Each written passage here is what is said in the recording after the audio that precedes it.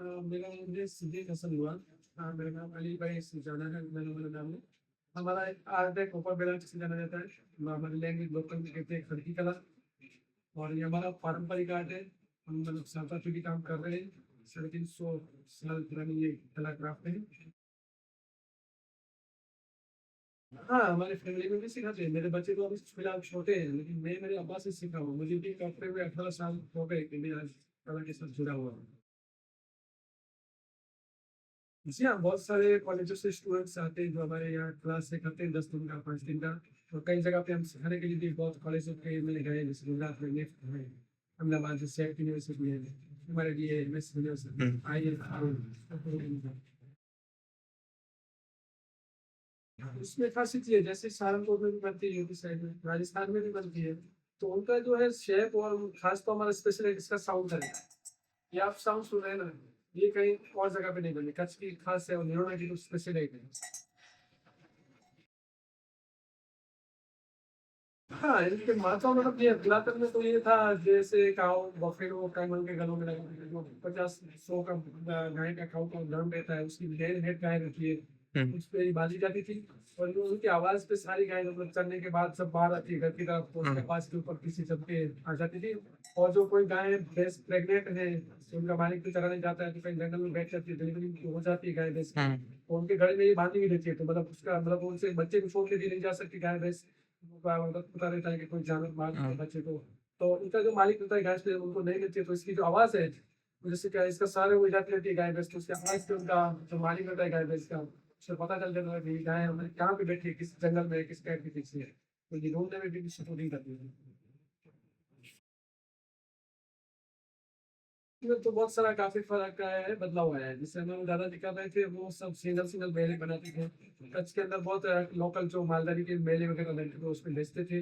तो उस टाइम पे पैसों की भी कमी थी, तो उनका जो उस टाइम पे ऐसा था कि कोई बकरी के लिए लिया तो बकरी दिया, एक बैल छोटी सी या बड़ी सी जो भी है उसको दिया।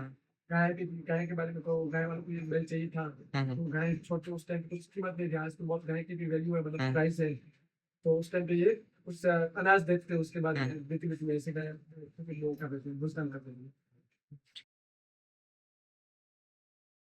तो मेटल यही यूज करते थे, लेकिन उसमें आज हम जो सीट कर रहे हैं वो नई सीट हम लेके आते हैं।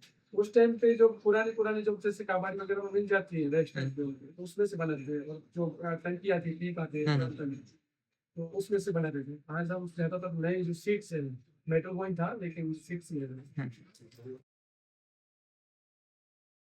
बात करें तो हम सीट की बात करें, सीट हम यहाँ से 40 किलोमीटर से भूज, आप सुना होगा, भूज से हम ये सीट का परचेसिंग करते हैं। जिंक पाउडर, ग्रास पाउडर है, वो भी हम भूज सिटी से लेके आते हैं।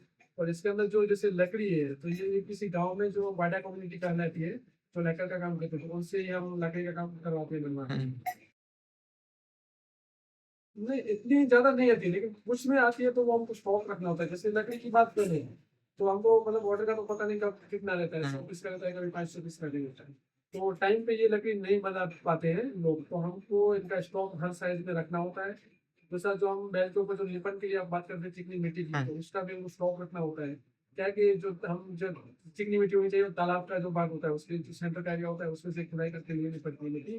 तो वो जो तालाब है, जैसे बारिश हो गई तो पानी से फूल हो जाए, तो मिट्टी नहीं ले पाते हम लोग। तो अप्रैल मई के टाइम पे जब पानी सूख जाता है तालाब में, तब हम वो मिट्टी का स्टॉक लेके हम जमा रख देते हैं।